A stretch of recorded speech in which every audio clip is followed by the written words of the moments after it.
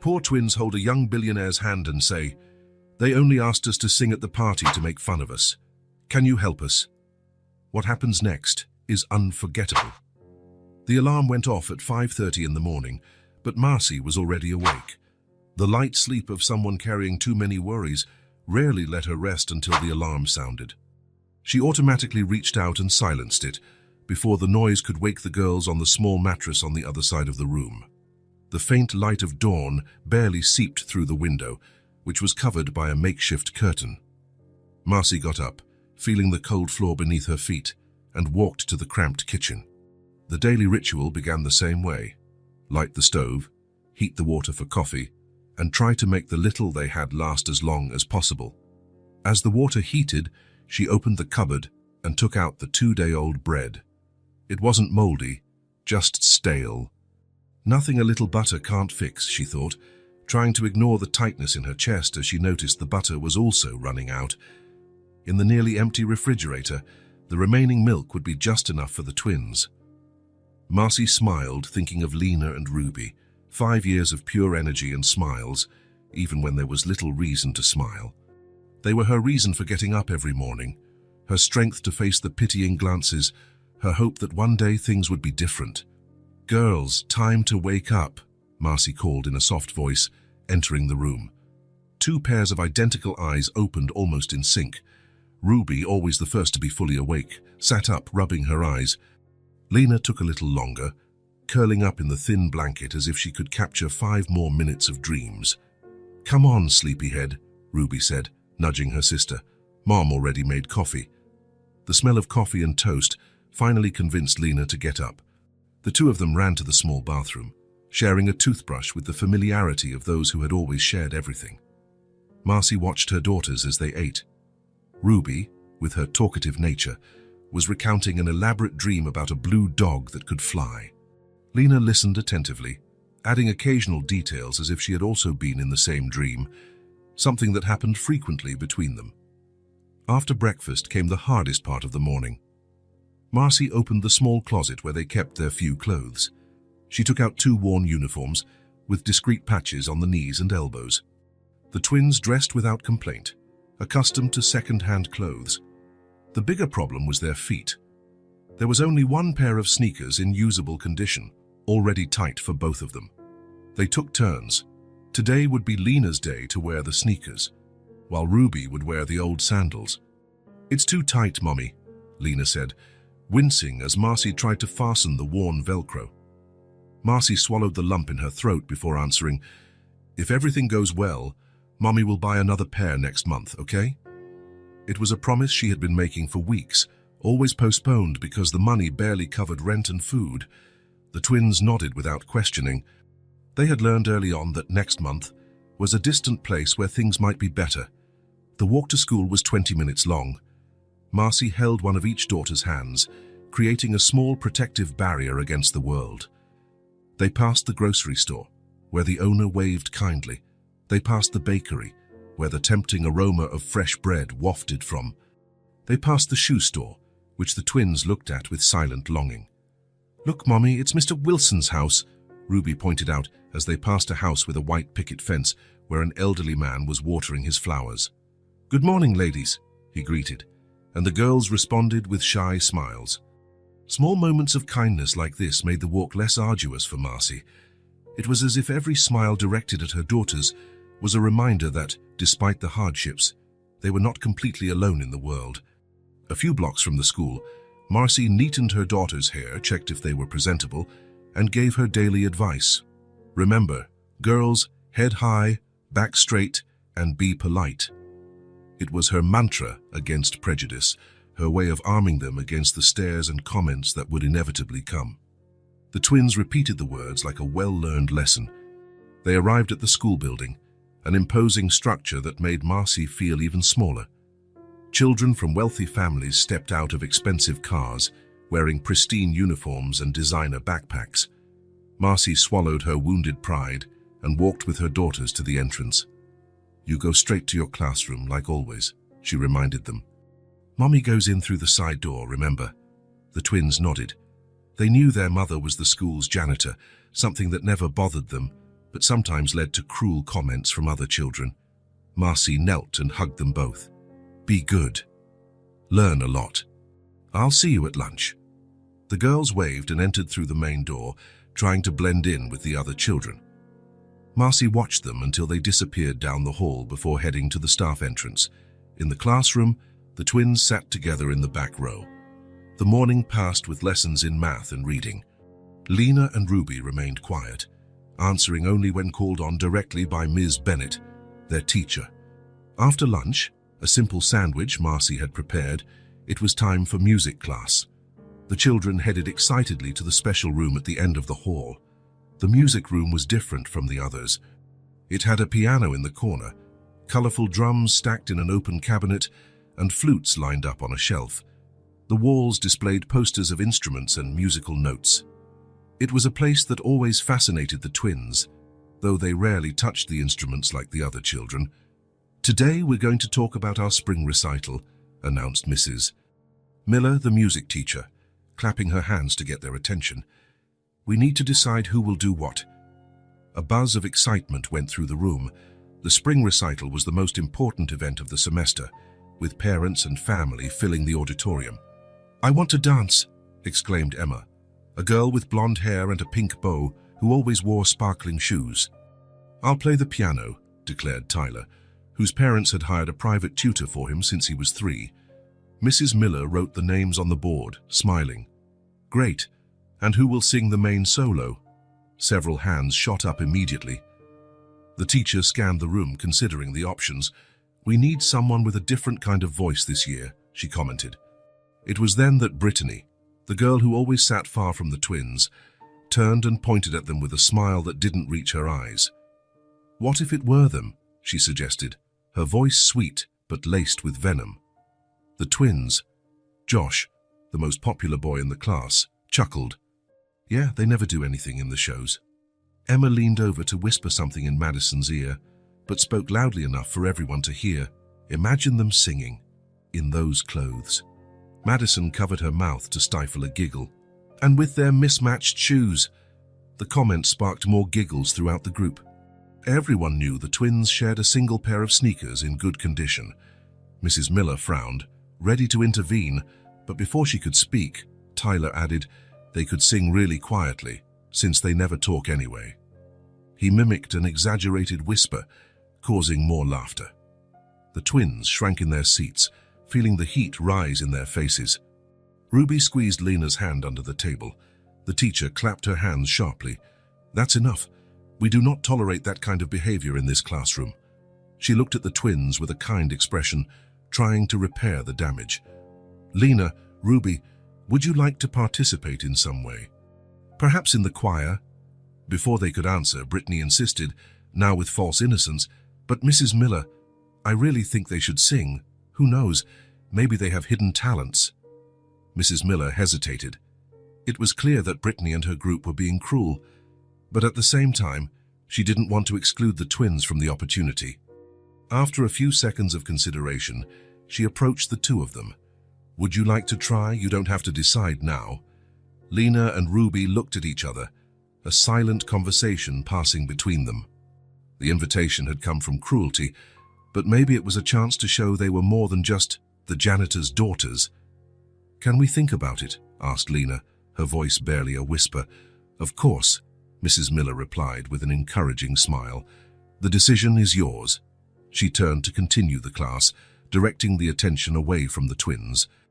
But the damage was already done. For the rest of the class, they felt the stares and the whispers. "Do you think they'll really try? I bet they'll be off-key. What are they going to wear? Those patched-up uniforms?" When the bell rang, signaling the end of class, the twins were the first to get up, quickly packing their notebooks. In the hallway, away from prying eyes, Ruby stopped and looked at her sister. "Do you want to sing?" Lena bit her lip, thoughtful. "I don't know. They just want to laugh at us." "But what if we were good?" There was a spark of defiance in Ruby's eyes, something Lena rarely saw in her calmer sister.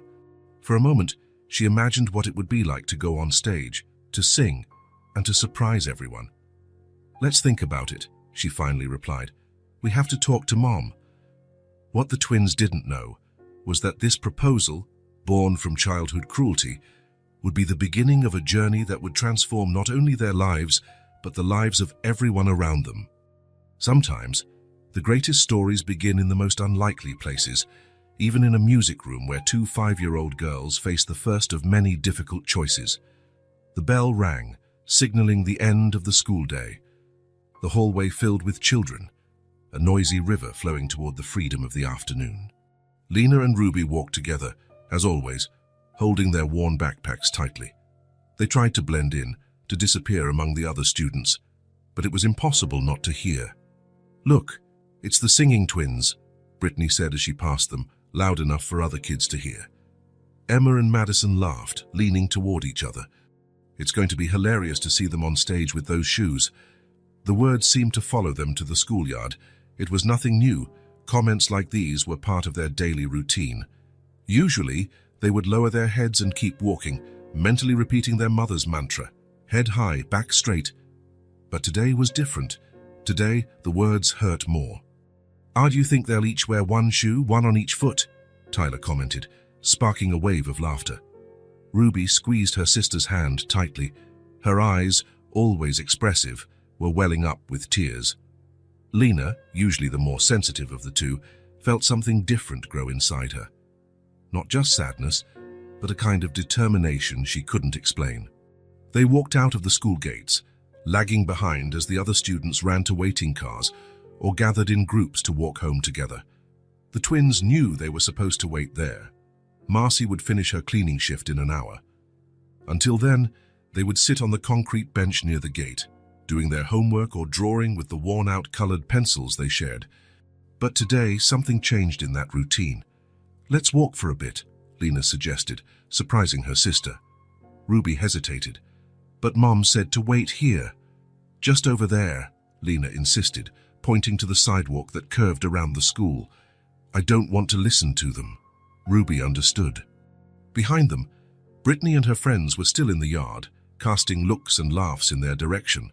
She nodded, and the two began to walk, slowly moving away. The afternoon was mild, with the autumn sun painting everything in a soft golden light. Dry leaves crunched under their feet, the shared sneaker that Ruby was wearing today, and the old sandals on Lena's feet. They walked in silence, turning the corner of the school onto a tree-lined street they didn't usually frequent. "Do you think we should accept?" Ruby asked suddenly, breaking the silence. Lena knew exactly what her sister was talking about. "I don't know. They'll laugh at us. They already do." It was true. No matter what they did, stay invisible or try to stand out, the result was the same. Ruby stopped walking, her eyes fixed on some distant point. "When we sing with Mom, she says it's beautiful." Lena nodded. Marcy used to sing while doing laundry or cleaning the house, old songs she had learned from her own mother. And the twins would always join in, their small voices intertwining naturally, creating harmonies that made Marcy smile and say they had a gift. "But what if Mom only says that because she loves us?" Lena questioned. Ruby didn't get a chance to answer. A man turned the corner, walking toward them. He was tall, with dark, slightly disheveled hair and thin-rimmed glasses. He wore jeans and a blue shirt with the sleeves rolled up to his elbows. He carried a leather briefcase under his arm and seemed distracted, looking up at the sky as he walked. The girls stopped, unsure if they should turn back. They weren't used to talking to strangers without their mom nearby, but there was something about the man, perhaps his carefree way of walking, or the slight smile on his face as he watched a bird fly by, that didn't seem threatening. As he got closer, he slowed his pace, noticing the two small figures standing on the sidewalk. He smiled gently, the way polite adults smile at children they don't know, without intimacy, but with respect. "Hello," he said, ready to continue on his way. It was then that something unexpected happened. Without planning it, without even exchanging a glance, the twins stepped forward and each took one of his hands. The man stopped, surprised. He looked down at the two pairs of identical eyes staring up at him with unnerving intensity. "Can I help you?" he asked, his voice calm despite his obvious confusion. Lena, normally the more reserved one, was the one who spoke. They invited us to sing at the party, but only to make fun of us. Can you help us?" The question hung in the air, so direct and vulnerable that for a moment no one said anything. The man looked from one to the other, trying to understand what was happening and why. Of all the people on the street, they had chosen to stop him. Ruby added, as if feeling the need to explain, "The school party. They laughed at our shoes." The man then crouched down, getting to the girl's level. His eyes, they now noticed, were a deep blue, framed by small wrinkles at the corners, the kind of wrinkles that form when someone smiles a lot. But right then, he wasn't smiling. There was something in his gaze that was both sad and understanding. "My name is Grayson," he said. "What are your names?" "I'm Lena," answered the one who had spoken first. "And I'm Ruby," the other one added. Grayson nodded, as if memorizing their names. "And why do you think I can help?" The twins looked at each other, one of those moments of silent communication that so intrigued anyone watching them. "We don't know," Ruby admitted. "We just had a feeling." "You seem nice," Lena added. "And different." Grayson smiled then, a smile that reached his eyes, softening the lines on his face. There was something about these two children, the way they presented themselves to the world, small but dignified despite their worn clothes and the air of having faced more hardship than they should have, that touched something deep inside him. Looking at them, Grayson saw a reflection of himself almost 30 years ago. The boy in second-hand clothes, with sneakers patched up with duct tape, who stood at the back of the class to avoid attention. The boy who hid in the library during recess to escape the taunts. The boy who drew houses and buildings in the margins of his notebooks, dreaming of the day he could build something solid, something no one could take away from him. "You know you're not supposed to talk to strangers, right?" he asked, more out of responsibility than reprimand. Ruby nodded. "But you don't seem like a stranger now." "We've already told you our names." The childish logic made Grayson smile again. He took a closer look at the two of them. Identical at first glance, same dark, expressive eyes, same brown hair in simple ponytails, same light olive skin. But now he noticed the small differences. Lena had a more serious, more analytical gaze. Ruby seemed to have a more restless energy, her fingers tapping lightly against her leg as she spoke. And then his eyes caught the details that were likely the source of the mockery. Lena's uniform had a discreet patch on the elbow, stitched with a slightly different colored thread. Ruby wore a worn but clean sneaker, while Lena was in old sandals that looked too small for her feet. "About the party," Grayson began, weighing each word. "And why do you want to participate if you think they're making fun of you?" Another exchange of glances between the twins. "Because," Ruby started. "We never participate in anything," Lena completed, "and it would make Mom happy." "But we're scared," Ruby admitted. "We don't have nice clothes or matching shoes." Grayson felt a lump in his throat. He remembered the only time he had participated in a school performance, when he was 7. His mother worked 2 jobs and had no money to buy the requested costume. She had spent nights sewing something similar to what the others would wear, using fabric from an old curtain. He had performed, but the giggles and stares had hurt so much that he never volunteered for anything again. "When is this party?" he asked. "Next week, on Friday," Lena replied, "at 6 o'clock. Grayson checked his watch. He had a meeting in less than an hour, but something inside him had already made a decision that his rational mind was still processing. "Yes, I can," he said finally. The twins' faces lit up with a mix of surprise and hope. "Really?" Ruby asked, as if she couldn't believe it. "Really?" Grayson confirmed. "But first, we need to find your mother. She must be worried." The girls agreed, explaining that their mother worked at the school as a janitor and would be finishing her shift soon. They suggested going back to the bench near the gate, where they usually waited. As they walked back, Grayson talked to them, asking about school, what they liked to do, and the song they would sing. He found out they loved to draw, that Lena dreamed of being a doctor, that Ruby wanted to work with animals, and that they both had been singing the songs their mother taught them since they were little. When they reached the school gate, Grayson looked at his watch again. His meeting started in 40 minutes on the other side of town. "I have to go now," he said. "But I'll come back here tomorrow at the same time. If your mother allows it, we can talk more. And you'll help us with the party," Lena insisted. "I will," Grayson promised. "But first, I need to meet your mom and get her permission." "That's important, understand?" The twins nodded, though there was a shadow of doubt in their eyes, the doubt of those who have seen adults make promises they don't keep. "I'll be here tomorrow," he reinforced. "You have my word as an architect." "What's an architect?" Ruby asked. "Someone who designs houses and buildings and then helps build them," Grayson explained. The girls' eyes widened. "You make real houses?" Lena asked, impressed. "I do," he replied, smiling. "Now I have to go. Be good, and don't leave here until your mum comes." The twins waved as he walked away. Grayson looked back once, seeing the two of them sitting on the bench, small figures against the large school building. Something inside him warmed, and at the same time ached. The next day, as promised, Grayson returned to the school at dismissal time. He found the twins on the same bench, but this time a woman was with them, small, looking tired, but with the same expressive eyes as her daughters. The initial conversation was difficult, filled with suspicion on Marcy's part, which was completely understandable. What strange man approaches children on the street and offers help? But gradually, as Grayson explained his intentions and a little of his own story, her reserve began to lessen. "I just want to help them with the performance," he explained. "I know what it's like to feel different." Marcy studied his face for a long moment, as if searching for signs of falsehood or ulterior motives. What she found was only sincerity.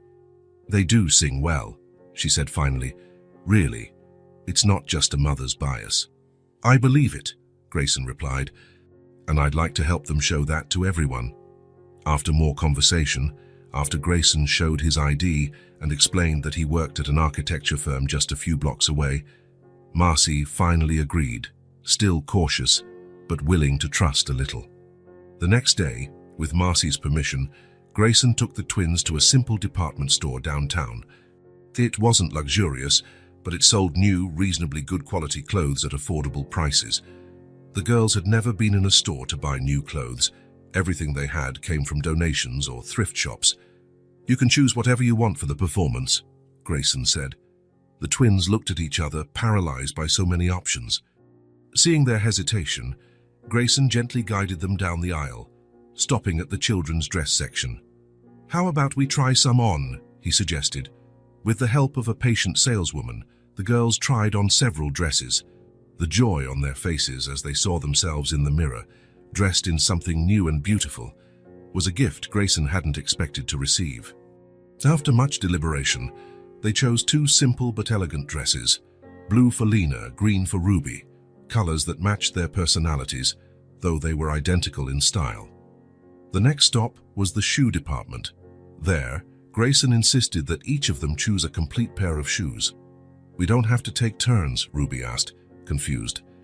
"No," Grayson replied, feeling something tighten in his chest. "You'll each have your own pair." They chose simple black flats, comfortable and suitable for the performance. When everything was selected and paid for, they left the store with 2 bags, one for each girl. On the way back to the school, where Marcy was waiting for them, Grayson stopped and crouched down again to be at their level. "What you have is special," he said, looking intently into each of their eyes. "Don't let anyone hide that." The twins nodded, holding their bags tightly as if they contained precious treasures, and for them, they did. When they got to the school, they handed the bags to Marcy to keep until the day of the performance. Grayson said goodbye, promising to come back to see them sing. "I'll be there," he assured them, with a conviction that left no room for doubt. As he walked away, he heard Ruby's voice calling him. He turned and saw the two of them running towards him. They stopped in front of him, looking up with solemn expressions. "Thank you," Lena said simply. "For believing in us," Ruby added. Grayson smiled, feeling an unexpected emotion wash over him. For a brief moment, he saw the boy he had been again, lonely, insecure, believing he didn't deserve to be in certain places or have certain things. And then he saw the man he had become, now able to extend the hand that no one had extended to him. "The pleasure was all mine," he replied, and it was the truth.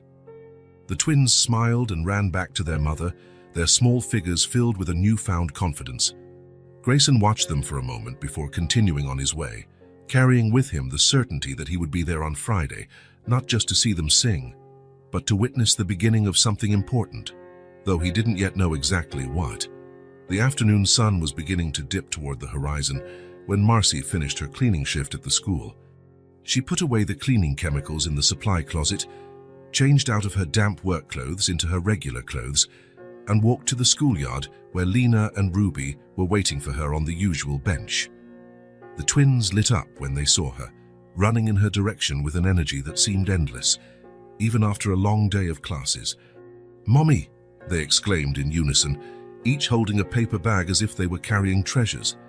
"Hello, my little ones," Marcy smiled, crouching to receive their tight hugs. "How was your day?" "We have a surprise," said Ruby, bouncing with excitement. "A big surprise," added Lena, her eyes shining. Marcy frowned. "What kind of surprise?" "We can't show you here," explained Ruby, looking around as if sharing a big secret. "It's for when we get home." "All right," Marcy agreed, intrigued and a little worried. Surprises weren't common in their lives, at least not the good kind. The three of them walked together through the familiar streets, the twins chattering about their day at school, about math class, and a story the teacher had told. But there was something different today, a contained excitement, a secret that made them exchange knowing glances every few steps.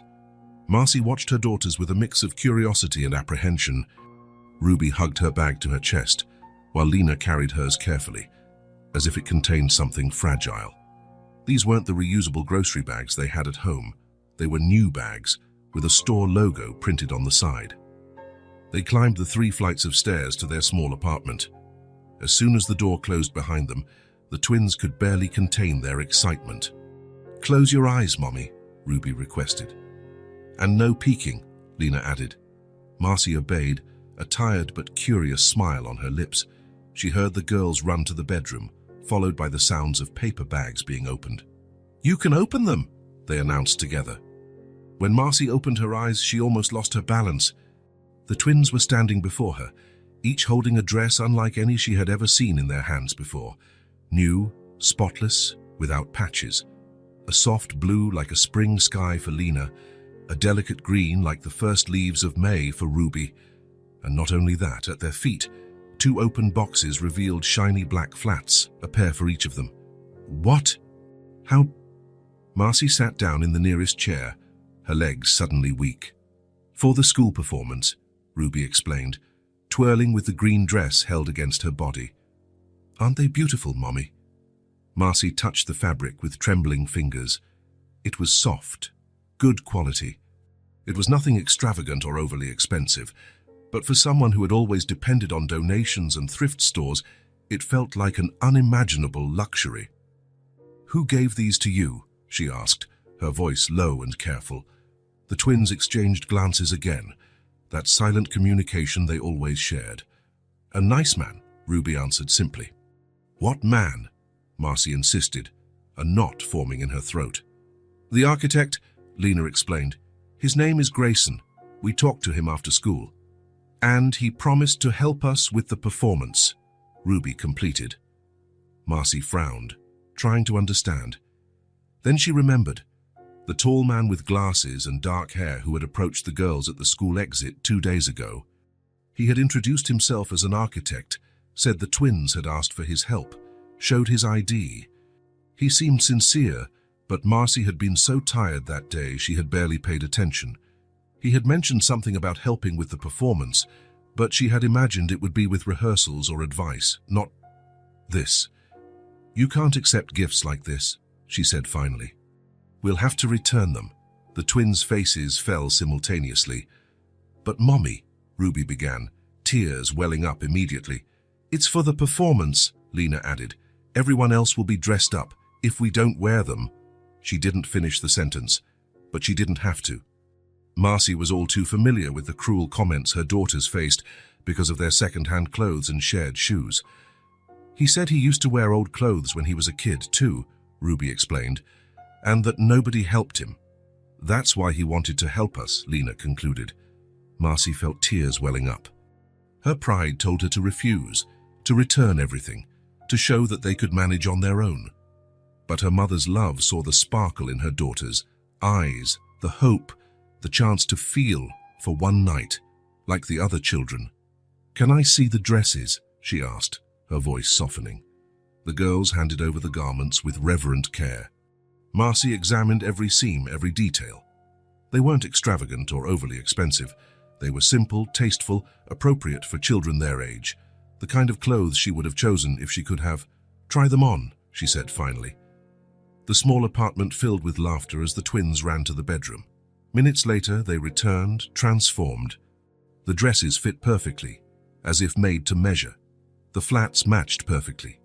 For the first time, Marcy saw her daughters as others might see them, not as the poor girls in worn clothes, but as two beautiful children, full of life and potential. The emotion finally overflowed. A tear ran down Marcy's tired face. "Don't cry, Mommy," Ruby pleaded, running to hug her. "How, you don't like them?" Lena asked, worried. Marcy wrapped them in her arms, feeling the new fabric of the dresses under her calloused fingers. "I love them," she whispered. "You look beautiful." The week passed quickly, filled with rehearsals and preparations. The twins practiced their song every night, filling the small apartment with their harmonious voices. Marcy watched, amazed at the confidence growing in them with each passing day. On the morning of the performance, the excitement was palpable. The girls could barely eat their breakfast, anxious for the big moment. Marcy dropped them off at school with promises to be back in time to see them perform at 6 in the evening.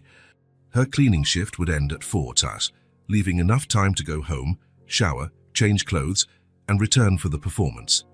She had saved some money to buy flowers, just a small bouquet, but she wanted to have something to give her daughters after their performance. The day went on as usual until, at 3 o'clock, the cleaning supervisor called her into her office. "We need you to stay late today, Marcy," the woman said bluntly. "There was a problem with the night shift, and the auditorium needs to be spotless for the performance." Marcy's heart sank. "But my daughters are performing today.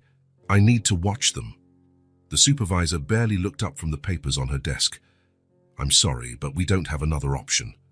You're the only one available." "I can clean the auditorium now and leave at my regular time," Marcy suggested, trying to keep her voice steady. "The auditorium is being used for rehearsals until 5. You'll need to clean between the end of rehearsals and the start of the performance." "But that means that you'll be working during the performance." "Yes," the supervisor completed. "If that's a problem, I can find someone who needs this job more." The veiled threat hung in the air. Marcy swallowed the response she wanted to give. She couldn't lose her job. The rent needed to be paid, the bills wouldn't wait. The food on the table depended on that minimum wage salary. "I'll do it," she said finally, her voice barely audible. She left the office with a heavy heart.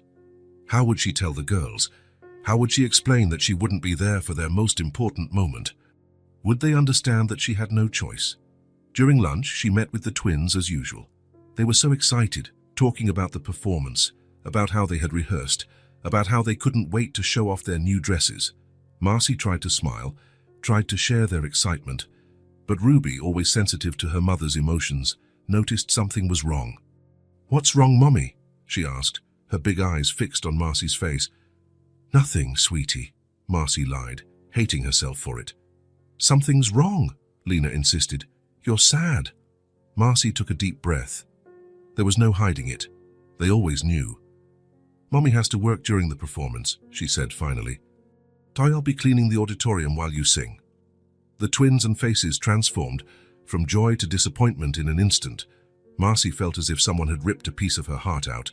"But you promised," Ruby began, tears immediately forming.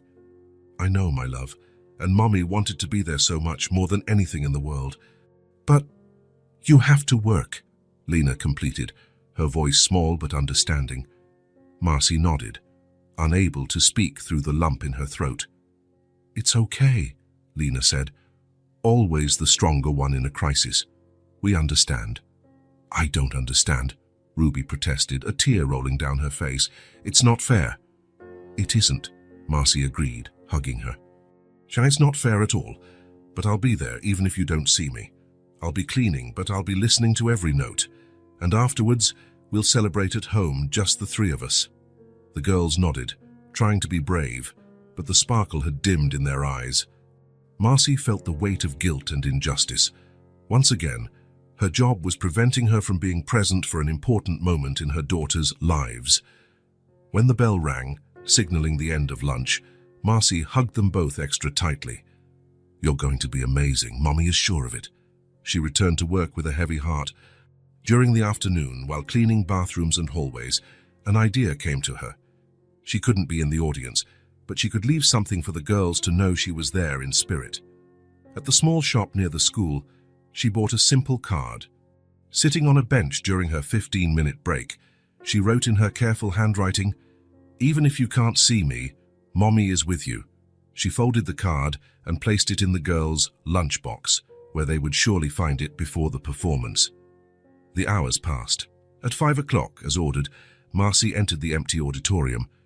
The rehearsals were over, and she had exactly 1 hour to make everything spotless. Sweep, mop, wipe down the chairs, check the bathrooms. She worked feverishly, faster than she had ever worked, hoping to finish in time to at least watch her daughters' performance. But it was too much work for one person. When the doors opened and the first parents began to arrive, Marcy was still mopping on the far side of the auditorium. She hid in the shadows, continuing her work as the hall filled up. From her corner, she caught a glimpse of the children being organized backstage. She tried to find her daughters, but there were too many people, too much confusion. The principal went on stage to welcome everyone, and Marcy knew she wouldn't be able to see her girls perform. She would be at the back of the auditorium, cleaning the bathrooms, when their turn came. With a heavy heart, she continued her work, moving silently in the shadows as the performance began. From a distance, she heard the choir sing, heard the piano piece performed by Tyler, saw the dance of the girls with pink bows, and then, just as she was about to enter the women's restroom with her bucket and mop, she heard the announcer say, "And now, a special duet by Lena and Ruby Martinez." Marcy froze, the bucket almost slipping from her hand. She turned slowly, looking at the stage from across the auditorium. Two small figures were walking up the steps, hand in hand, one in a blue dress, the other in green. Their hair was styled with simple but beautiful ribbons, matching their dresses. The new flats shone under the stage lights. From where she stood, Marcy couldn't see her daughters' faces, but she knew their bodies, their movements, the way Lena always stood a little straighter, how Ruby swayed slightly from one foot to the other when she was nervous. A silence fell over the auditorium, perhaps of expectation, perhaps of surprise at seeing the janitor's daughters on stage. Marcy held her breath, and then the voices began. Soft at first, almost hesitant but perfectly harmonized. A simple melody that Marcy recognized immediately, the song she sang while doing laundry, the song her own mother had sung to her. The music flowed through the auditorium, the twins, voices growing stronger with each note. They were not trained or sophisticated voices, but they had a purity, a natural harmony that only twins could create. They sang from the heart, from the soul, the simple story of a bird that flies free despite a broken wing. Marcy felt tears stream freely down her face. She leaned against the wall, unable to move, completely forgetting her work, her supervisor, everything except the voices of her daughters filling the space. The entire auditorium seemed spellbound. No one coughed, no one moved. The whispers and giggles that Marcy had expected to hear never came. There was only the music, crystal clear and true. When the last note faded, there was a moment of absolute silence. And then, the applause. Not polite or forced applause, but genuine, enthusiastic applause. People were getting to their feet, smiles on their faces. Marcy saw, through her tears, the school principal applauding vigorously, a look of genuine surprise on her face. The twins took a small bow just as they had practiced, and when they stood up, their faces searched the audience not for Marcy, who they knew wasn't there, but for someone. Their gazes found a spot in the third row, and their smiles widened. Following their line of sight, Marcy saw a man with glasses, Grayson, she presumed, standing, applauding with visibly teary eyes. The girls came down from the stage as the announcer called the next act. Marcy wanted to run to them, hug them, tell them how proud she was. But the supervisor appeared in the hallway, giving her a stern look. "The bathrooms still aren't clean, Marcy." Swallowing her tears and her pride, she nodded and went back to work. From the hallway, she could hear the rest of the performance. She cleaned mechanically, her heart torn between joy for her daughters, success, and the pain of not being able to share that moment with them. When she finally finished, the performance was over. Families were leaving the auditorium, chatting excitedly. Marcy slipped through the hallways, looking for her daughters. She found them in the main lobby. They were surrounded by a small group of children and parents, receiving compliments. And next to them, a hand gently resting on each of their shoulders, was the man with glasses. Grayson. Marcy hesitated, unsure if she should approach at that moment. She was still in her cleaning uniform, still carried the smell of chemicals. But before she could decide, Ruby saw her. "Mommy!" she shouted, running towards her, with Lena right behind. They threw themselves into her arms, not caring about the uniform or who was watching. "You were incredible," Marcy whispered, hugging them tightly. Mommy heard everything. It was perfect. "Did you get to see?" Lena asked, looking up with hope. "A little bit," Marcy replied. It wasn't exactly a lie. She had seen their silhouettes on stage. "We were scared," Ruby admitted. "But then we saw your note in the lunchbox. And we knew you were there, even if we couldn't see you," Lena added. Marcy felt new tears forming. How had she raised two such understanding, such strong children? At that moment, she realized Grayson was approaching. He stopped at a respectful distance, smiling gently. "Your daughters were the best part of the night," he said. "Everyone is talking about them."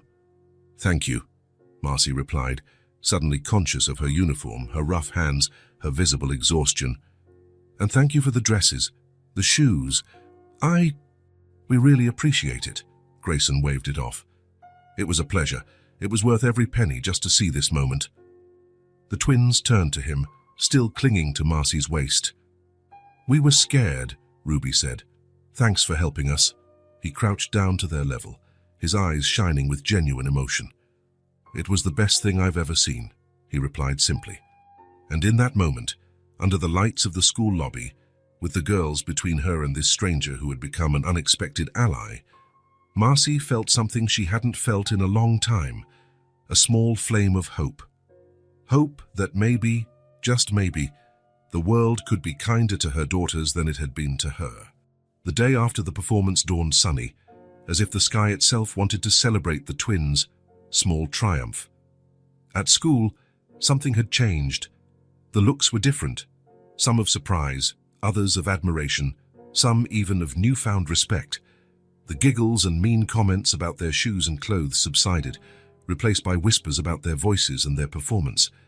Brittany and her group still cast disdainful glances, but there was something new there, perhaps a pang of envy for the applause the twins had received. The music teacher, Mrs. Miller, smiled at them during class and made a point to tell the whole class how wonderful they had been.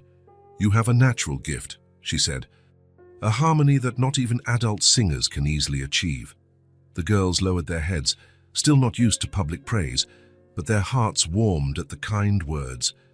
When the bell rang, signaling the end of classes, Lena and Ruby gathered their things slowly. They were in no hurry. They knew Marcy would only finish her shift in an hour. As always, they would sit on the bench by the gate, do their homework, and wait. As they walked out to the yard, however, a familiar figure surprised them. Leaning against a tree near the school gate, Grayson was watching the children leave. When he saw them, he smiled and gave a discreet wave. "He came," Ruby whispered, squeezing her sister's hand. The two of them ran towards him, stopping a few feet away, suddenly shy. "Hello," Grayson said. "I thought I'd pay a visit. How are you feeling after yesterday?" "Good," Lena replied. "Everyone was talking about us," Ruby added. "Mrs. Miller said we have a natural gift." "And she's absolutely right," Grayson agreed. "You were extraordinary." A brief silence settled. The kind of silence that comes when people are still getting to know each other, figuring out each other's rhythm. "You have to wait for your mom, right?" he asked finally. The twins nodded. "I spoke with her on the phone earlier," Grayson explained. "She said I could take you for a snack if you'd like." "So I know a park nearby with a simple coffee shop." The girl's eyes widened in surprise. Marcy rarely allowed them to go out with anyone but herself. "Did she really say yes?" asked Lena, always the more cautious one. "She did," Grayson confirmed, showing his phone with Marcy's text message on the screen. "We'll bring something back for her too." That sounded right. Marcy never refused food, especially if it was for her daughters.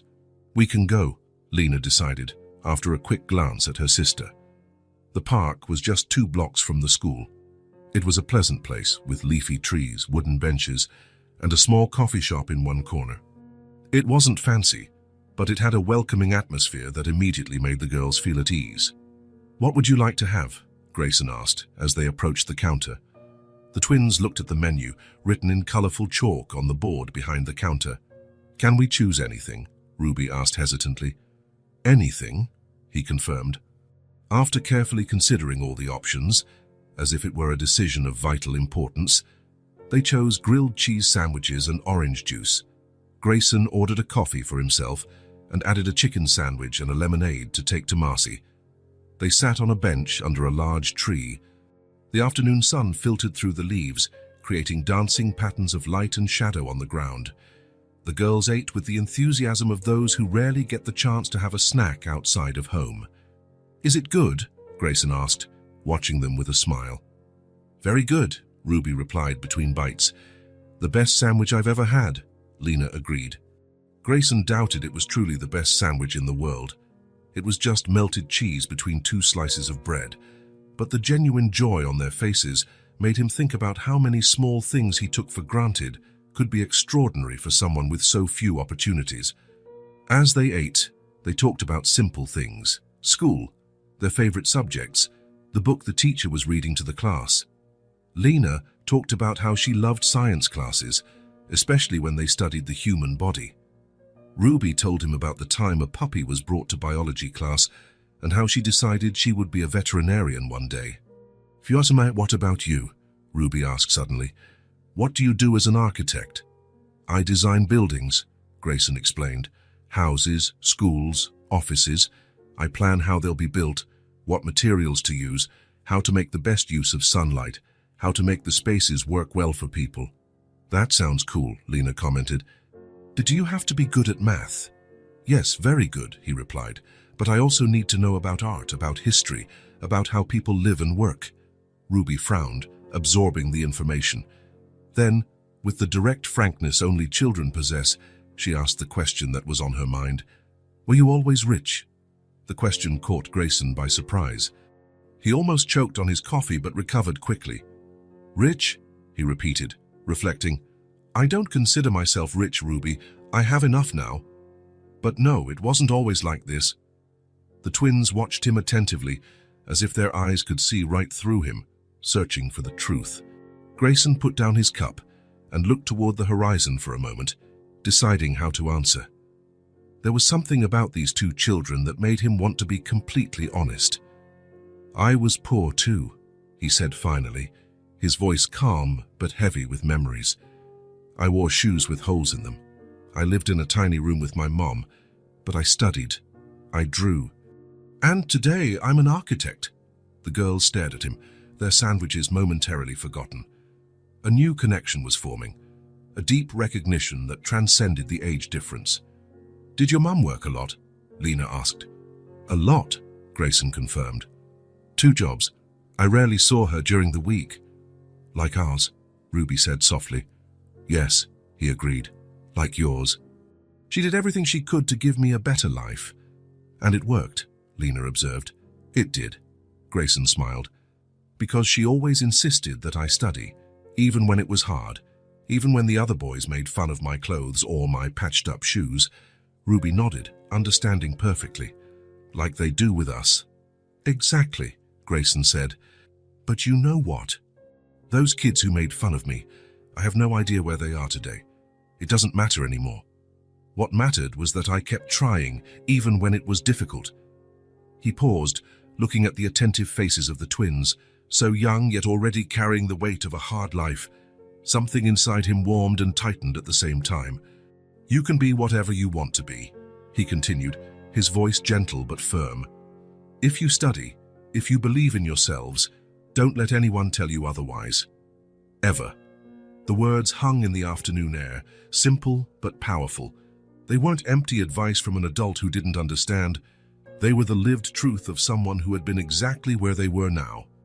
Ruby finished her sandwich, wiped her hands on a napkin, and without a word, took Grayson's hand. A small gesture, but full of meaning. Lena, always more reserved, leaned slightly and rested her head on his shoulder. None of the three spoke for a few moments. It wasn't necessary. The sun continued to create dancing patterns through the leaves. People passed by in the park. Life went on around them. But there, on that bench, under that tree, something important had happened. A bond had formed, soft, true, unexpected. When they finally got up to take Marcy's snack back to her, they walked back to the school in comfortable silence. Not as strangers who had met just a few days ago, but as people who somehow had recognized each other. "Can I come back tomorrow?" Grayson asked when they reached the school gate. The twins exchanged a look, that silent communication only they understood, and then smiled simultaneously. "Yes," Lena replied. "Please," Ruby added. And just like that, with the simplicity only children possess, a friendship began. A friendship that, though none of them could know it at that moment, would forever change the course of their lives. In the weeks that followed the performance, a new rhythm was established. 3 times a week, Grayson would wait for the twins at the school exit. Sometimes he would take them for a snack in the park. Other times they would just walk together, talking about their day. He helped them with their homework, especially math, which Lena loved and Ruby found challenging. Marcy observed this new friendship with a mixture of gratitude and caution. She saw the joy in her daughters' eyes when they spoke of him, noticed their growing confidence, and saw how they returned from these meetings with new ideas and questions. But she also worried. Life had taught her to be wary of unexplained kindness. On a rainy Thursday, when Grayson brought the girls back to the school to meet Marcy after her shift, they were soaked and laughing. They had jumped in puddles along the way, sheltered by a single large umbrella that could barely cover the 3 of them. "Sorry," he said, seeing Marcy's concerned expression. "The rain caught us by surprise on the way back." "It's okay," she replied, pulling small towels from her bag to dry her daughter's hair. They seemed to have had fun. "It was so much fun, Mommy," exclaimed Ruby. "And we made paper boats and set them sailing in the water. And Grayson taught us how to calculate how long it would take for them to reach the other side," Lena added. Marcy smiled, recognizing his ability to turn even a rainy day into an opportunity for learning and fun. "Are you coming for dinner tonight?" she asked, surprising herself with the spontaneous invitation. It was Grayson's turn to look surprised. After weeks, it was the first time Marcy had invited him to their home. "I'd love to," he replied. "Can I bring something?" "No need," Marcy said.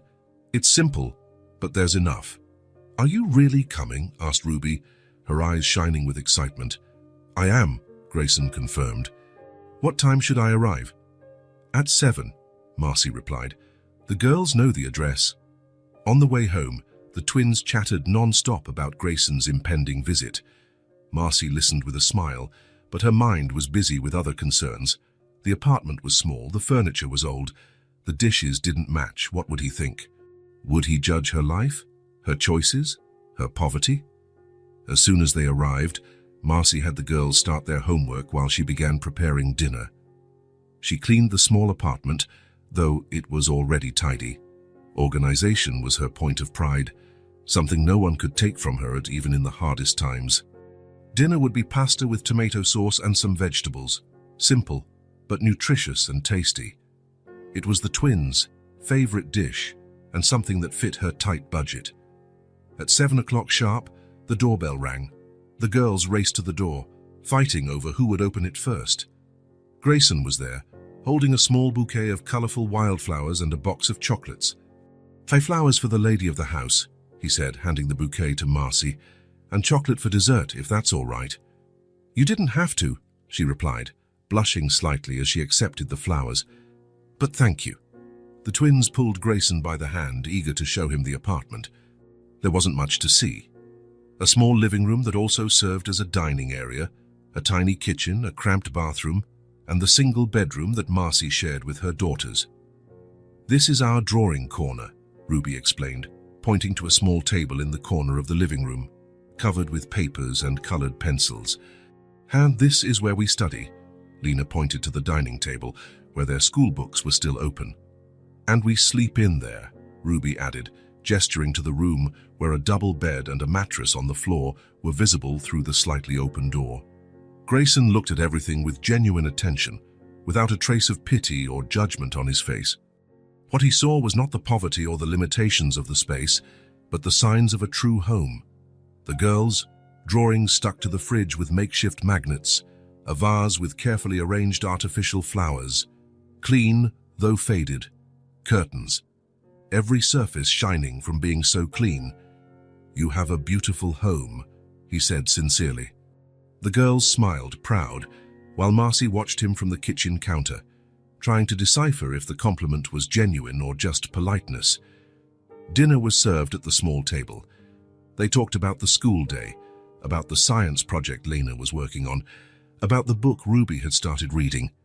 Grayson told funny stories about his work, about a client who wanted a star-shaped house and another who insisted all doors should open outwards for the sake of energy flow. The twins laughed, asking 1,000 questions. Marcy participated occasionally, more reserved, but gradually relaxing as she realized Grayson seemed genuinely comfortable in their small apartment. After dinner and dessert, the chocolates were carefully divided into equal parts. The girls asked to show Grayson their latest drawings. He examined them seriously, making specific comments on each one, treating them like works of art worthy of consideration. "You two can go get ready for your bath now," Marcy said finally, noticing it was getting late. The twins protested briefly but obeyed, leaving the adults alone in the small living room. A silence settled between them, not uncomfortable, but full of unasked questions. Marcy poured coffee for both of them, sitting down at the table again. "Thank you for dinner," Grayson said, "and it was delicious." "It was just pasta," she replied, shrugging. "Made with care," he observed, "like everything here." Marcy looked around her small apartment, momentarily seeing it through a stranger's eyes. It was small, yes, simple, of course, but it was also clean, organized, welcoming, a refuge she had built with great effort. "It wasn't always like this," she said softly. "There were harder times." Grayson just nodded, not pushing, giving her space to continue or not. Something in his demeanor, the lack of judgment, the genuine patience, made Marcy feel she could speak. Maybe it was the exhaustion of carrying everything alone for so long. Maybe it was the basic human need to be understood. "I became a mother early," she began, her eyes fixed on her coffee cup. "I was left, but I was never ashamed of cleaning. It's how I provide food, pencils, and baths." Her voice was calm, without self-pity. They were simply the facts of her life, laid out with the dignity of someone who had done the best she could with the hand she was dealt. Grayson didn't offer empty words of comfort or expressions of pity. He just listened, with respect and full attention, as if her every word was important. "The girls are everything to me," Marcy continued. "Sometimes I wonder if I'm doing enough, if they'll have better chances than I did." "They are extraordinary," Grayson said softly. "Intelligent, kind, creative. That doesn't happen by accident." Marcy looked up, meeting his gaze. She saw no condescension or pity. She saw recognition of her worth, her strength, her struggles and achievements. For the first time in many years, perhaps since her daughters were born, Marcy felt that someone saw her whole, not just as the cleaner, the single mother, the poor woman, but as Marcy, complete, complex, imperfect, resilient. A single tear ran down her face, quickly wiped away. It wasn't a tear of sadness, but of relief, the relief of finally being seen. From the bathroom came the sound of laughter and splashing water, the twins probably turning bath time into an adventure, as they always did. Marcy smiled, returning to reality. "I'd better go check before they flood the bathroom," she said, getting up. Grayson nodded, understanding that the moment of vulnerability had passed. Some stories didn't need to be told all at once. They could unfold slowly, like the pages of a book you learn to trust. "Thank you for having me in your home," he said, standing up as well. "That means a lot." And they both knew he wasn't just talking about the dinner or the apartment, but about the trust that was beginning to blossom between them. The friendship between Grayson and the small family grew with each meeting. What had started as a one-time act of help for a school performance gradually turned into a constant and comforting presence. 3 times a week, he would pick up the girls from school. Once a week, he would have dinner at the small apartment, always bringing something simple: fresh fruit, a special loaf of bread, chocolates for dessert. Marcy observed this evolution with a mixture of gratitude and caution. Part of her still expected him to simply disappear one day, as so many others had before. But with every kept promise, every respected schedule, that distrust diminished a little. On a sunny Saturday in autumn, as the leaves began to change color and the air carried that first promise of coolness, Grayson showed up at the apartment earlier than usual. "I have a surprise," he announced when Marcy opened the door. "Here, if that's okay with you, of course." "What kind of surprise?" Marcy asked, as the twins jumped excitedly behind her. "I thought I'd take the girls to see my office," Grayson explained. "It's Saturday, so it'll be empty. I can show them what an architect really does." The twins' eyes widened with anticipation. For weeks they had been asking where Grayson worked, what it was like to design buildings, how ideas on paper turned into real buildings. "Please, Mommy," Ruby begged. "Can we go?" Lena added, her tone more subdued, but just as hopeful. Marcy hesitated for a moment. It was hard to say no when she saw that sparkle in her daughter's eyes, the promise of a new world, of possibilities she herself had never had. Besides, after weeks of interaction, her initial reservation towards Grayson had turned into a cautious trust. "All right," she finally agreed, "but behave yourselves. Don't touch anything without permission." "You're invited too," Grayson added. "If you'd like to come." Marcy shook her head.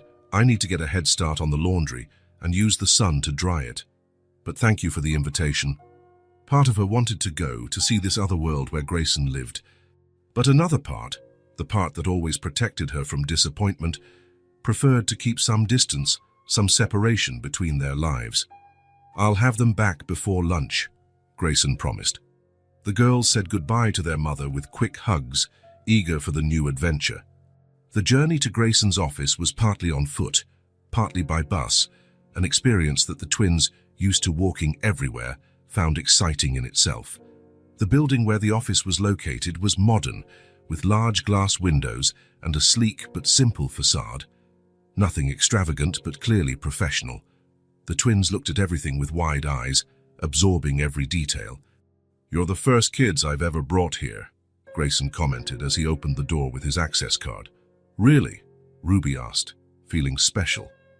"Really," he confirmed with a smile. The inside of the office was spacious and well lit. The reception area, empty on a Saturday, gave way to an open space with several workstations, large desks with sophisticated computers, drawings pinned to the walls, blueprints spread out on various surfaces. "This is where I work," Grayson explained, showing them his desk near a large window. "I'm lucky to have a nice view." The girls looked out the window, seeing the park across the street and, in the distance, the city skyline. "It's beautiful," Lena sighed. "But the best part is over here," Grayson said, guiding them to a room at the back of the office. When he opened the door, the twins were frozen by what they saw. The room was large, mostly occupied by a large central table where several architectural models were displayed. Small versions of buildings, parks, entire neighborhoods, some made of cardboard and balsa wood, others more elaborate, with precise details and realistic colors. "Wow," Ruby whispered, slowly approaching a model that showed a small residential neighborhood, with tiny houses, miniature trees, and even small cars on the streets. "So how did you make all of this?" Lena asked, pointing to an impressive model of a tall, elegant building. "Yes," Grayson replied. "Before we build something big, we make small versions. It helps us see how it will look, to find problems before they happen." He guided them around the room, explaining each project. A school his firm had designed for a low-income community, a public park that had transformed an abandoned industrial area, a set of affordable houses, designed to be economical but comfortable. The twins absorbed every word, every detail. Their small fingers hovered over the models, not daring to touch, but clearly wanting to explore. "You can touch this one," Grayson said, indicating a simpler model of a 2-story house. "This one has already been approved and built. In fact, it was my first big project." With reverent care, the girls touched the small house, marveling at the details: tiny windows that opened, a small backyard, even a miniature tree next to it. "How did you manage to do this?" Ruby asked, gently touching the removable roof that allowed a view of the house's interior. "I started with a drawing," Grayson explained. "Everything starts like that, with a simple line on paper." He took them to another part of the room, where corkboards displayed dozens of drawings, some done by hand, others printed from computers, floor plans, elevations, conceptual sketches, technical details. "Here is the evolution of a project," he showed them. "Ties from the first scribble to the final drawing, ready to be built." The girls watched, fascinated, at the progression of the drawings, how a simple idea, an almost childlike sketch, evolved into something complex and sophisticated. "But the first step is always the same," Grayson continued, walking over to a shelf. "An idea and a place to record it." He took 2 small hardcover notebooks from the shelf, one green and one blue. They were simple sketchbooks, but of good quality, with thick, smooth pages. "For you," he said, handing the green one to Ruby and the blue one to Lena. "Everything starts with a line." The girls received the sketchbooks as if they were precious treasures. "Can I draw anything in it?" Ruby asked, stroking the cover. "Anything," Grayson confirmed. "Ideas, dreams, things you see, things you imagine." "Even if they're not buildings?" Lena questioned. "Of course," he smiled. "Drawing is a language.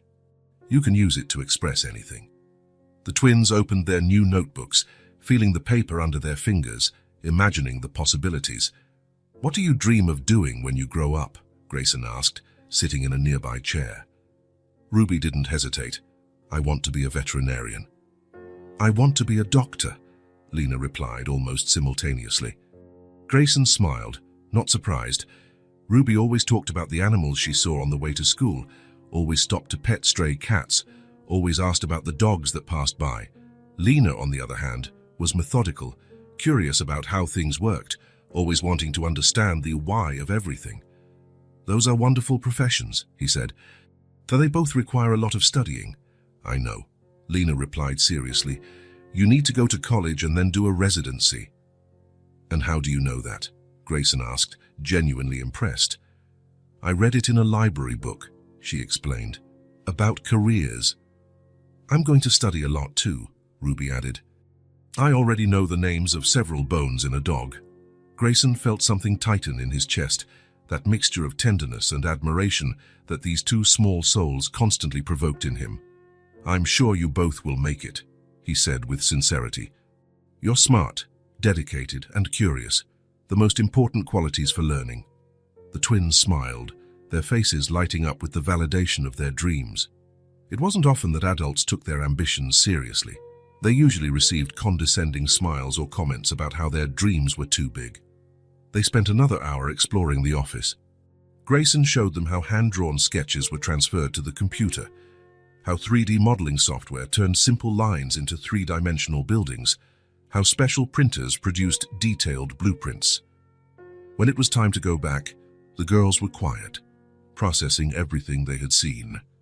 On the way home, Ruby held her green sketchbook to her chest, while Lena carefully flipped through hers, as if already planning what she would draw first. "Thank you," Lena said softly as they approached the apartment. "It was the best trip of my life." "Mine too," Ruby agreed. Grayson felt his heart warm. For children who had so few opportunities, a simple visit to his workplace was a memorable adventure. He made a mental note to provide more experiences like this, small windows into a larger world.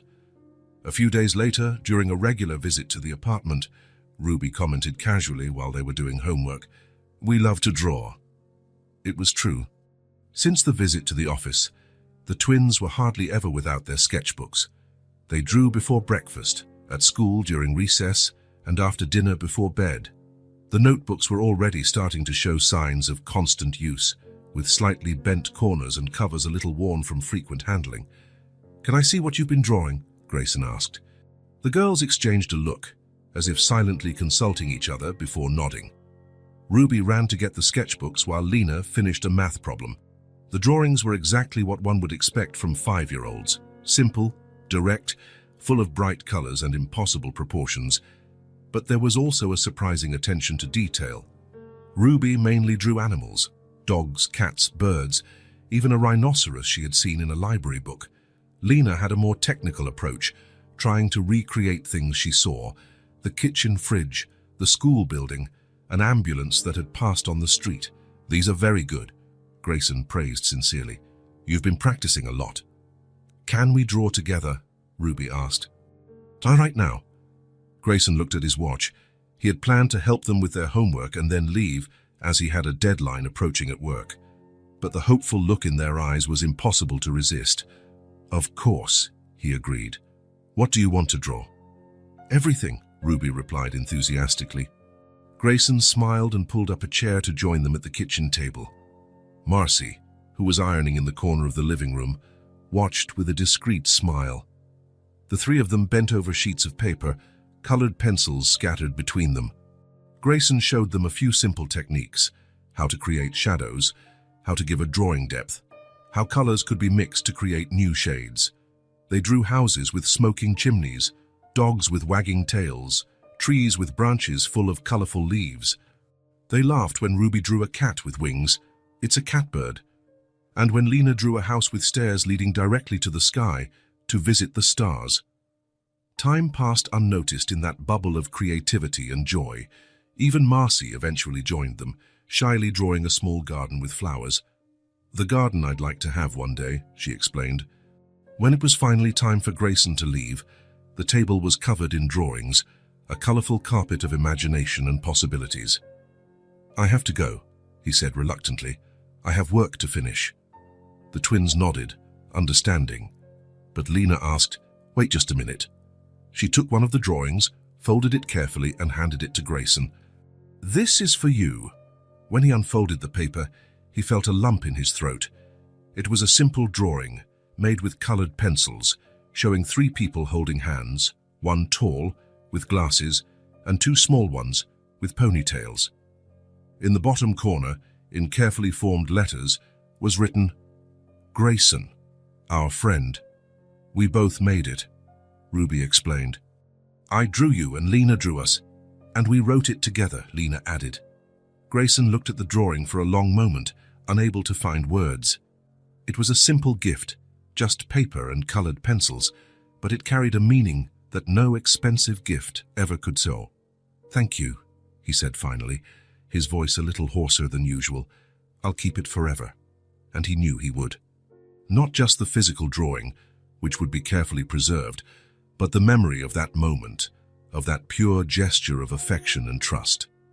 That night, in his apartment, Grayson found a special place for the drawing, a small frame that would sit on his work desk.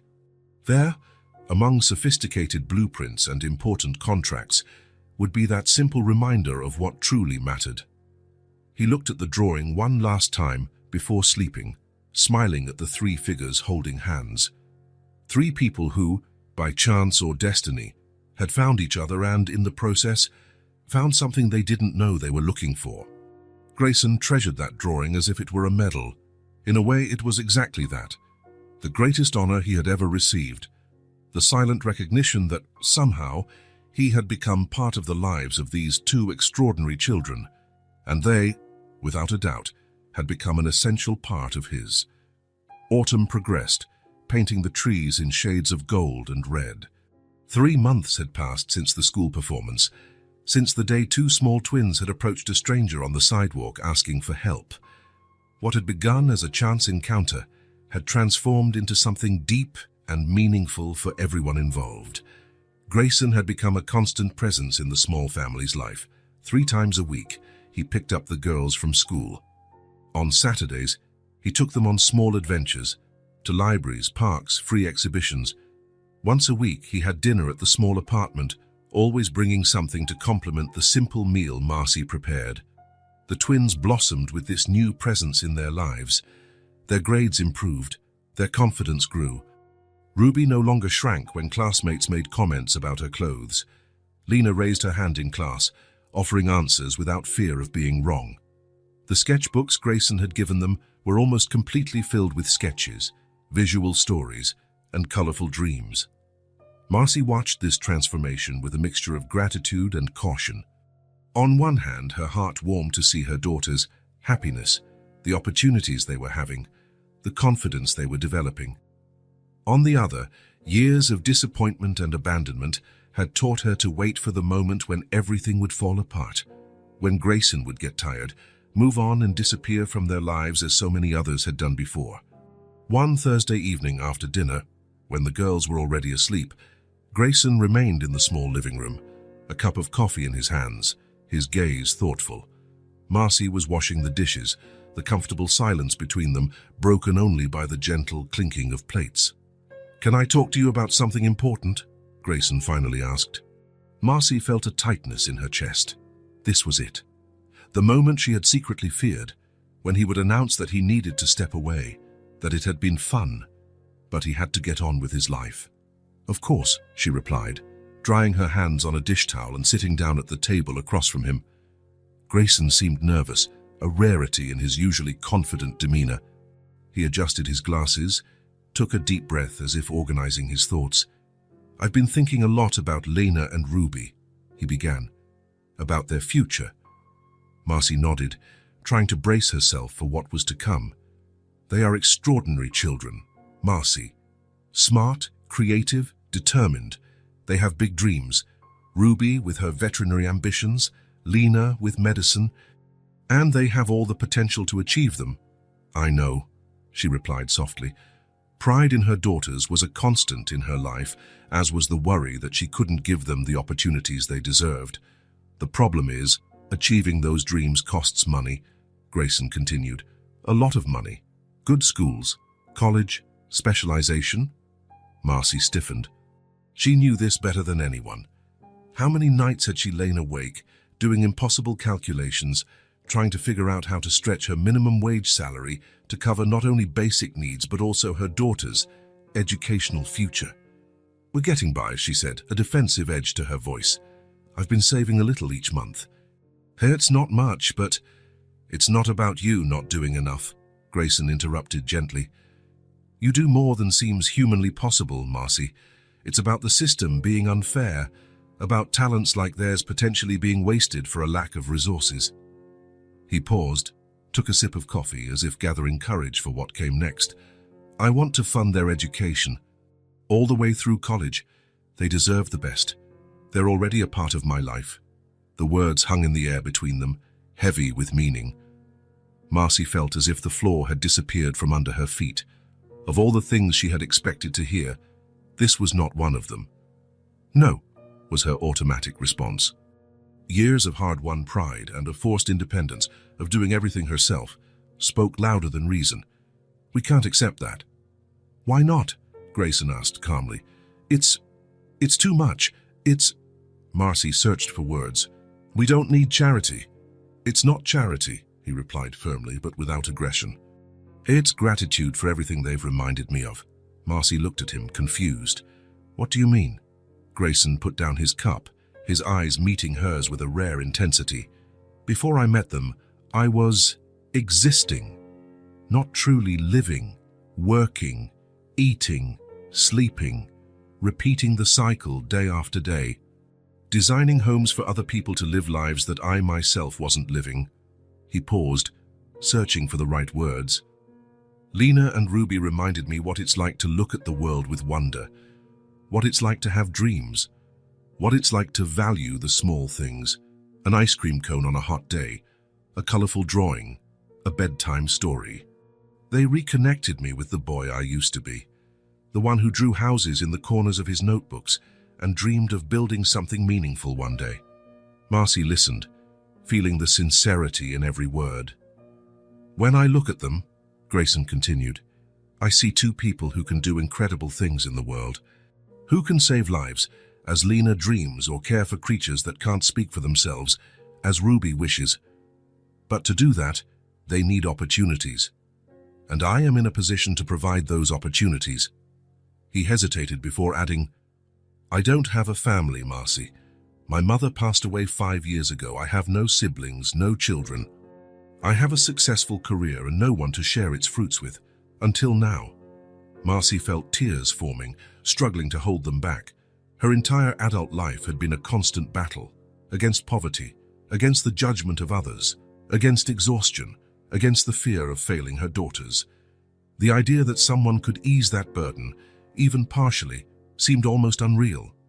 Why would you do this? She asked, her voice almost a whisper. Why do you care so much? Grayson smiled faintly. Because they matter. Because you matter. Because in the last few months, the three of you have become the most meaningful part of my life. And because, if someone had done this for me when I was their age, maybe my mother wouldn't have worked herself sick trying to give me a better future. Marcy understood that.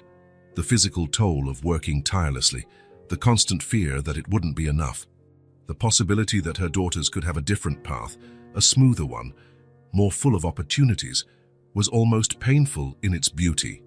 How would it work? She asked finally, not yet accepting, but allowing herself to consider. I would open an educational investment account for each of them, Grayson explained. Where the money could only be used for education, school, college, books, supplies. You would continue to make all the decisions about their upbringing, about where they study, about everything. I would just be the facilitator. He reached his hand across the table, not touching hers, but offering the connection. I'm not trying to take your place, Marcy. I never could. You are their mother, strong, dedicated, incredible. I'm just offering to be a support, a bridge to the opportunities they deserve. Marcy looked at that outstretched hand, feeling the weight of the decision. To accept would mean admitting she couldn't do it all alone, something she had refused to acknowledge for so long. But it would also mean giving her daughters a chance she never had. I need to think, she said finally. Of course, Grayson replied, withdrawing his hand without any sign of offense. Take all the time you need. That night, after Grayson left, Marcy sat on the edge of the bed watching her daughters sleep. Ruby was hugging a mended teddy bear. Lena was asleep with a book still open beside her. So small, so full of potential. She remembered her own childhood dreams. She had wanted to be a teacher, loved books, imagined herself in a classroom full of children eager to learn. Life had taken a different path, with an early pregnancy, a failed relationship, limited choices. She didn't regret the twins, never, but she wondered what it would have been like to have someone who believed in her enough to invest in her future. The next morning, when Grayson arrived to pick up the girls for school, Marcy greeted him with eyes tired from a night of reflection. Yes, she said simply, for them. I accept your offer. Grayson nodded, understanding how much that acceptance had cost her, how much pride and independence she had to set aside. Thank you for your trust, he replied. I promise I won't let you down. It was only when the girls had left for school, when she was alone in the small apartment, that Marcy finally allowed herself to cry. They weren't tears of sadness or frustration, like so many she had shed before. For the first time in many years, she was crying from relief. The relief of knowing her daughters would have real chances, that their dreams wouldn't be limited by poverty, that the future held possibilities beyond what she alone could provide. The following week, Grayson took care of all the paperwork. Accounts were opened, documents were signed, a plan was established. He made no fuss, handling everything with the respect and discretion Marcy deserved. For the twins, nothing seemed to change. Grayson was still just the friend who picked them up from school, who drew with them, who brought small surprises. On a particularly sunny Wednesday, defying the cold that was beginning to set in with the approach of winter, Grayson showed up at the school exit with a novelty. He was carrying a picnic basket, something that immediately caught the girls' attention. What's that? Ruby asked, her eyes shining with curiosity. Today is an outing day, he announced with a smile. I talked to your mum, and she said I could take you to the botanical garden. There's a special exhibition of medicinal plants that I thought you'd like to see." "Really?" exclaimed Lena, already imagining all the things she could learn about plants that heal. "Really," Grayson confirmed. "Tyat and I brought a snack for us to eat there." The twins exchanged looks of pure joy before running to him, laughing with the freedom only children possess. Grayson bent down slightly, holding out his hands. Each of the girls firmly took one of them. And so the three of them began to walk down the street with its uneven sidewalk, Grayson in the middle, a twin on each side. They chatted excitedly about what they would see in the park, about the plants Lena already knew from books, about the animals Ruby hoped to find. To anyone watching them from a distance, they would have looked just like a small family, a father and his two daughters on their way to a common outing. But they knew they were something different, something equally precious. A family that had chosen each other, people who had met by chance and consciously decided to be part of each other's lives. From the school window, where she was finishing cleaning a classroom, Marcy watched them. She saw her daughters holding Grayson's hands, saw the three of them talking and laughing as they walked away. A few months ago, such a sight would have filled her with apprehension, with doubts, with the fear of losing them in some way. But today, something was different. For the first time in years, perhaps for the first time since she found out she was pregnant, Marcy looked at the future without fear. A future where her daughters would have not just the basics to survive, but opportunities to thrive. A future where she would not carry the entire weight of responsibility alone. A future with possibilities that once seemed unattainable. Marcy smiled, watching the three of them shrink in the distance.